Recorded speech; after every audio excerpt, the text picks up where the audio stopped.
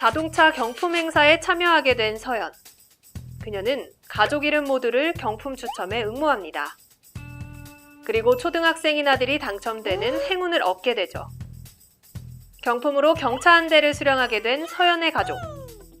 그런데 얼마 지나지 않아 서연은 경품 주최 측으로부터 미성년자는 경품 증정 자격 조건에 해당하지 않아 당첨을 취소하겠다는 통보를 받게 됩니다.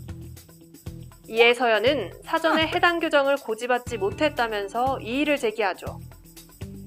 이러한 경우 서연은 경품으로 받은 차량을 돌려줘야 할 의무가 있을까요? 경품 당첨. 상상만 해도 좋은 일인데 여기에 그 경품이 자동차라면 두말할 나위 없이 기분 좋을 겁니다. 그런데 위 사례처럼 수령 조건이 되지 않아 돌려줘야 한다는 통보를 받으면 당황스럽기도 하고 화가 나기도 할 겁니다. 무엇보다 가장 궁금한 것은 돌려줘야 하나라는 점이죠. 우리 법에 따르면 어떻게 해야 하는 걸까요? 서연이 차량을 돌려줘야 하는지 알아봤습니다. 우선 미성년자가 자동차를 소유하는 것 자체는 법적으로 문제가 되지 않습니다.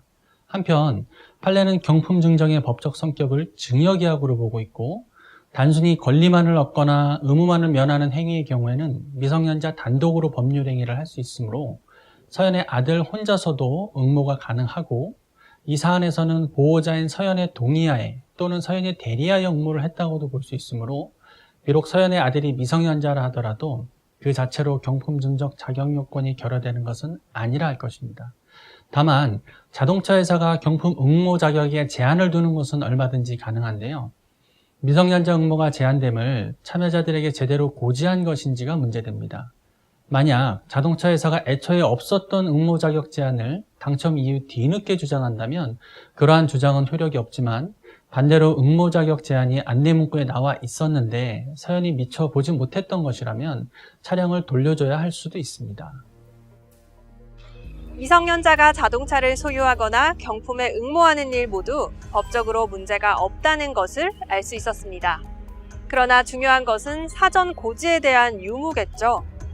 서연이 미처 알지 못한 것이라면 돌려줘야 할 것이고 그렇지 않다면 돌려주지 않아도 된다고 합니다. 경품에 응모하는 경우 앞으로 주의사항이나 특이사항을 꼼꼼하게 살펴보셔야 할 것 같습니다.